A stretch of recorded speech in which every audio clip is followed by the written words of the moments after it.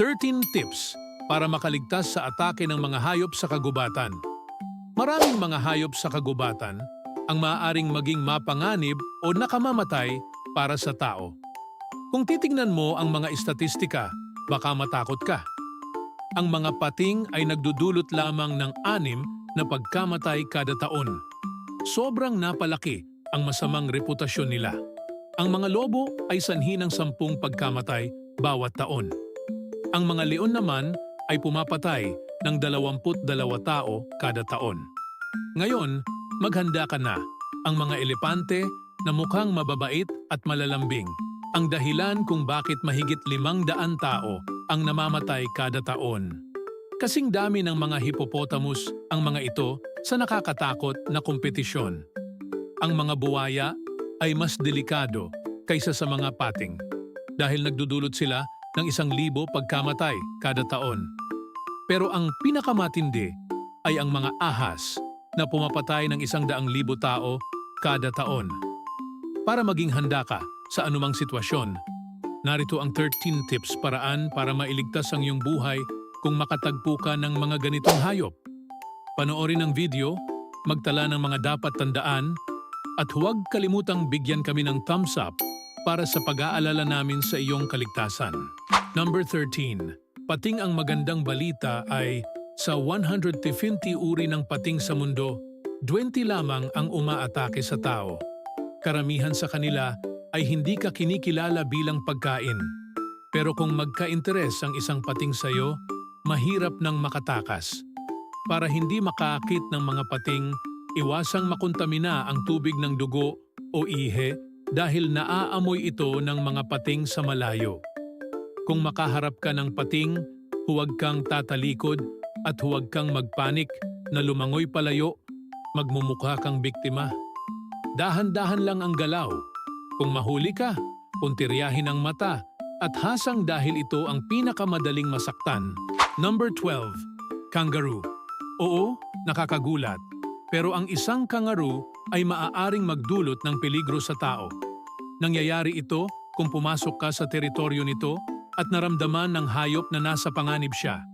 Para maiwasan ang komprontasyon, umubo ka ng maikli at mahina. Ang kangaroo ay mag-aakalang may sakit ka at malamang hindi ka nito aatakihin. Dahan-dahang umatras para magmukha kang maliit at hindi ka niya makita bilang banta. Huwag kang tatalikod at huwag tatakbo dahil lalo ka lang nitong hahabulin. Number 11. Leon. Kung nakaharap ka ng leon, huwag aalisin ang tingin mo sa kanya. Huwag kang tatalikod at huwag mo siyang titigilan. Subukang magmukhang mas malaki. Itaas ang iyong mga kamay at jacket para magmukha kang mas malaki at nakakatakot. Magsalita ka ng malakas at may kumpiyansa, mag-ingay at maggawa ng galaw. Ang ganitong kilos ay hindi normal para sa isang biktima.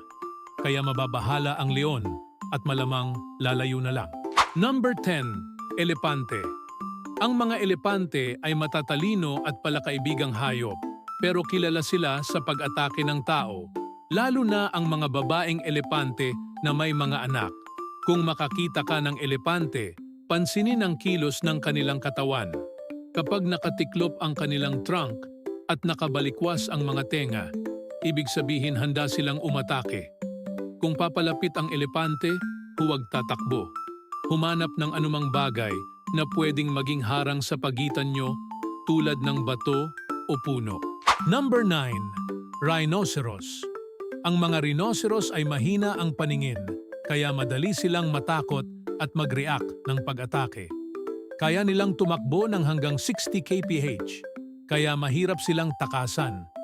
Ang tanging paraan para makatakas ay magtago sa likod ng puno dahil ito ang pinakamabisang harang para sa kanila.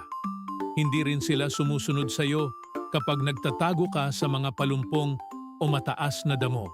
Number 8. Hippopotamus. Mukha silang cute, pero ang mga hippopotamus ay napakapanganib. Sa kabila ng kanilang timbang, kaya nilang tumakbo ng hanggang 30 kph. Madali rin silang magalit. Kapag mainit ang panahon, iwasang pumasok sa mga palumpong dahil dito sila nagtatago kapag mababa ang tubig. Para hindi ka nila habulin, umakyat sa puno, bato, o matarik na burol at maghintay na umalis sila. Number 7. Baka sa kabila ng paniniwala ng marami, ang mga baka ay tumutugon sa kilos, hindi sa kulay. Kaya kung ang isang baka ay tumatakbo papunta sa iyo, huwag gumalaw. Gamitin ang iyong sombrero, t-shirt, o anumang damit na hawak mo bilang pang-akit. Kapag lumapit na siya, itapon ito ng malayo sa iyo. Susundan ito ng baka at maliligtas ka. Number 6. Dikya or jellyfish. Ang pagkasunog ng dikya ay nagdudulot ng matagal na sakit. Ang ilang tao ay naniniwala na ang pag-ihi sa sugat ay nakakatulong, pero hindi ito totoo. Pagkatapos masunog, hugasan agad ito ng tubig alat. Ang tubig tabang ay lalong magpapalala ng sitwasyon. Pagkatapos, gamit ang sipit o stick, alisin ang mga natitirang bahagi ng dikya. Kung may antihistamine ointment ka, ipahid ito sa nasunog na bahagi. Number 5. Buwaya or alligator. Ang panga ng mga ito ay napakalakas, kaya mahirap makawala kung mahuli ka. Kung makagat ka, tumama sa kanilang mga mata dahil ito ang pinakasensitibong bahagi nila. Kung nakikita mong papalapit ang predator habang nasa lupa, gumawa ng ingay at tumakbo ng paikot-ikot. Ito ang pagkakataon na tamang tumakbo at sumigaw. Kung may makita kang buwaya habang lumalangoy, huwag gumawa ng splashes at huwag sumigaw para hindi ka nila mapansin.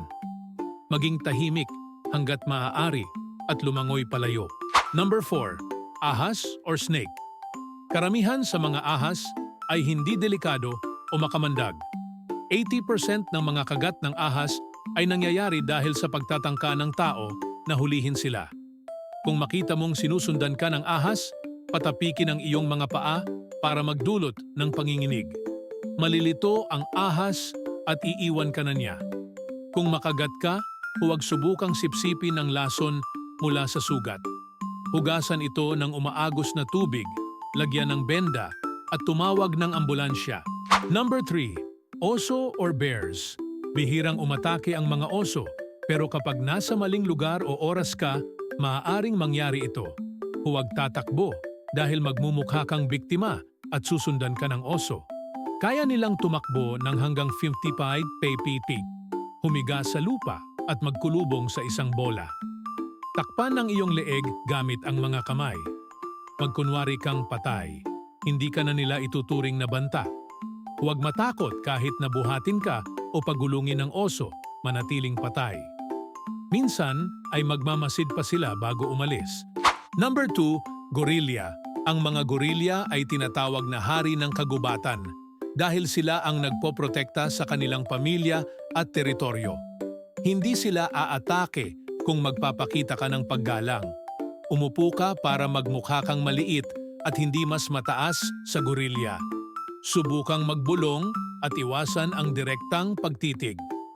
Kung lalapit o aatake ang gorilya, magkulubong sa bola. Ang mga gorilya ay mayabang na hayop at kadalasan ay hindi nila inaaway ang mga mahina at walang laban. Number 1. Bubuyog or bees. Ang mga bubuyog ay magpoprotekta sa kanilang pugad. Maaari ka nilang sunggaban kahit naglalakad ka lang. Ang mga madidilim na kulay ng damit ay nakakaakit sa kanilang pansin. Kaya kung nakaitim kang t-shirt, mas mataas ang tsansang masugat ka. Kung may mga bubuyog o pugad na sumusunod sa iyo, magtago sa isang madilim na lugar. Ang kawalan ng ilaw ay makakaligaw sa kanila. Sana ay hindi mo na kailangang tumakbo mula sa rinoceros, lumangoy palayo sa buwaya o makatagpo ng gutom na leon. Pero ngayon, alam mo na kung paano poprotektahan ang sarili mo sa kagubatan. I-share ang video na ito sa mga kaibigan mo para maging ligtas din sila at pahalagahan namin ang iyong thumbs up. Mas maraming likes, mas maraming tao ang makakakita ng video na ito at baka mailigtas pa ang kanilang buhay.